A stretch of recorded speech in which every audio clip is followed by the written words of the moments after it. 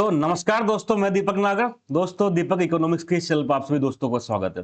दोस्तों, इस चैनल पर मैं डेली डिस्कस करता हूं डेली इकोनॉमी न्यूज। और आज डेट 10 अक्टूबर। तो दोस्तों, आज एक इंपॉर्टेंट न्यूज सामने आई है। बेसिकली एक इंडेक्स रिलीज किया गया है। आप देख सकते हैं, all India house price index, एचपीआई house price index. Basically एक इंडेक्स होता है जिसको आरबीआई के द्वारा रिलीज किया जाता है। तो यह रिलीज हुआ है दोस्तों, 3.6% इसमें इंक्रीज हुआ है। और कुछ न्यू बेस ईयर वगैरह भी क्या किया गया, इंट्रोड्यूस किया गया। तो हम सब इसके बारे में जानेंगे, डिटेल में डिस्कस करेंगे। आप दूसरा न्यूज देखिए, house pricing index up 3.6% annually in Q1। 3.61% basically जो Q1 चल रहा है 2025-26 का। आप सबको पता है अभी फाइनेंशियल ईयर चल रहा है 2025-26, जो 1 अप्रैल 2025 से स्टार्ट होकर कब तक चलेगा, 31 मार्च 2026 तक। तो पहला क्वार्टर का मतलब 1 अप्रैल 2025 से मई जून 30 जून 2025 तक। दोस्तों, ये पहला क्वार्टर हो जाएगा हमारा। क्वार्टर मतलब अप्रैल टू जून। तो ये जून खत्म हो चुका, अभी तो अक्टूबर चल रहा है, सेकंड क्वार्टर भी लगभग खत्म होने में है। तो दोस्तों, ये जो Q1 का डेटा रिलीज हुआ है, तो आज हम यहाँ पर डिटेल में डिस्कस करेंगे हाउसिंग प्राइस इंडेक्स क्या होता है और कौन इसको रिलीज करता है, क्या क्या इसके फीचर होते हैं, क्या इसका ऑब्जेक्टिव होता है। दोस्तों, साथ ही में इसका सेम एक और इंडेक्स होता है इसके जैसा ही, वो बेसिकली रेजिडेक्स होता है। तो उसमें इसमें क्या डिफरेंस है दोस्तों, इसके बारे में हम डिटेल में डिस्कस करेंगे। सबसे पहले आप आइए, हाउसिंग प्राइस इंडेक्स या एचपीआई करके कहते हैं इसको। दोस्तों, इसको सबसे बताऊं मैं, रिजर्व बैंक ऑफ इंडिया के द्वारा जारी किया जाता है।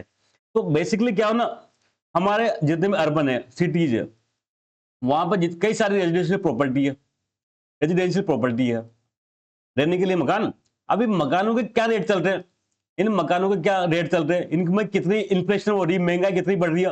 भाई, आम आदमी के जैसे महंगाई के लिए तो हम क्या करते हैं, डब्ल्यूपीआई, सीपीआई, जिनमें रोटी, कपड़ा, सब्जी, फ्रूट, इसमें तो महंगाई पता चल जाती है सीपीआई के माध्यम से। लेकिन जो रेजिडेंशियल प्रॉपर्टियां, जैसे मकान हो सकता है, फ्लैट हो सकता है, इनमें क्या चल रहा है भाव, तो इस सबको ट्रैक करने के लिए दोस्तों ये रिजर्व बैंक ऑफ इंडिया के द्वारा जो हाउसिंग प्राइस इंडेक्स जारी किया जाता है, it is a measure of the movement in residential property prices over time. Time के हिसाब से क्या होता है, जो रेजिडेंशियल प्रॉपर्टी के प्राइस में कितना बढ़ रहा है। पिछले साल क्वार्टर में सपोज हो सकता है कोई प्लॉट 1 करोड़ का हो, अब इस साल के जो हो सकता है 1.10 करोड़ का हो जाए, तो हम कहेंगे 10% की महंगाई बढ़ गई। इसमें 10% हाउसिंग प्राइस इंडेक्स क्या हो गया, 10% इंक्रीज हो गया।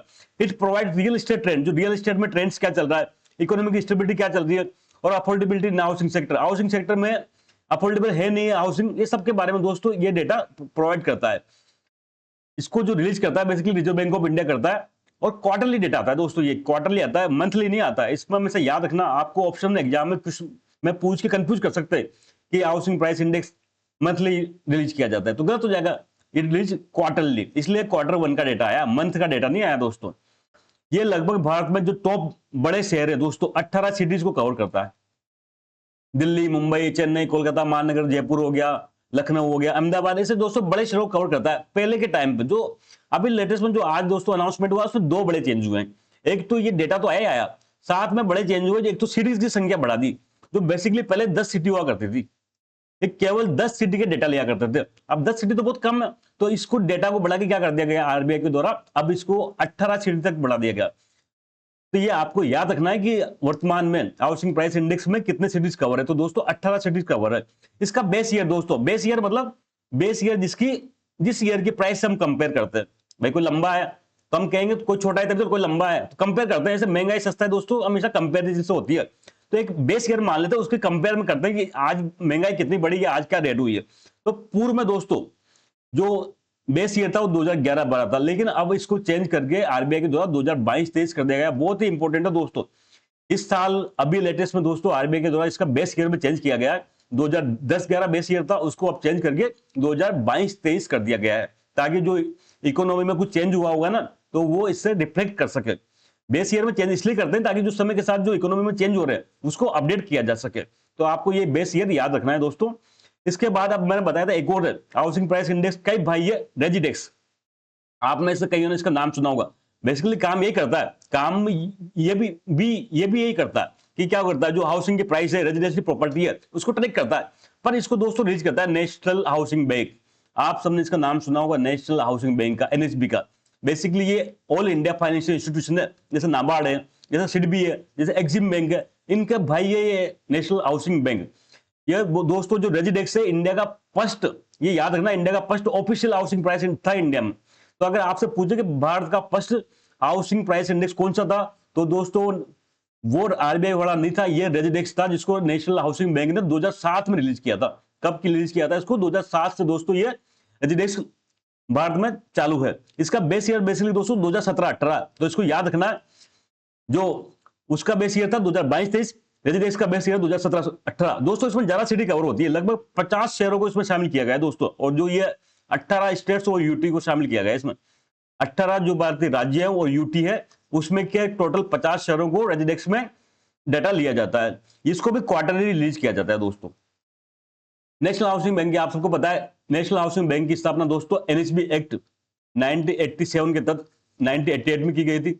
इसका नाम से स्पष्ट ये क्या काम करता था? ये भारत में जो हाउसिंग सेक्टर था उसको प्रमोट करने का काम करता था। बेसिकली जो कई सारी हाउसिंग फाइनेंस कंपनी होती है, एनबीएफसी होती है, जो आपको कई सारे डीएचएफएल का नाम सुना होगा, ये हाउसिंग की लोन देती थी। तो पहले इनको रेगुलेट करता था, लेकिन बाद में इसके काम छीन ले, क्यों? दीवान हाउसिंग एंड फाइनेंस लिमिटेड में घोटाला हो गया था और ये एनएचबी इसको रोक नहीं पाया था। तो बाद में फिर ये इससे हाउसिंग फाइनेंस कंपनी का काम छोड़ के आरबीआई को दिया गया दोस्तों। तो आज की डेट में दोस्तों ये मोटा मोटी ना हाउसिंग सेक्टर में ही काम देखता है, लोन वगैरह कुछ ये ना बैंक को देता है, बैंक आगे फिर फर्दर लोन देते हैं। तो इसकी स्थापना एनएचबी एक्ट 1987 के तहत 88 में की गई थी। ये एक ऑल इंडिया फाइनेंशियल इंस्टीट्यूशन है और बेसिकली रेगुलेट बाय आरबीआई। इसको भी आरबीआई रेगुलेट करता है। इसका हेडक्वार्टर दोस्तों न्यू दिल्ली में है। और भारत सरकार, और मैं और प्रिसाइजली बताऊं तो मिनिस्ट्री ऑफ जो फाइनेंस होती है ना, इसके 100% मालिक है। ये मिनिस्ट्री ऑफ फाइनेंस के अंडर में आता है दोस्तों। 100% owned by government of India है। दोस्तों आज का मैटर इतना ही था, जल्द मिलेंगे, तब तक के लिए थैंक यू, जय हिंद।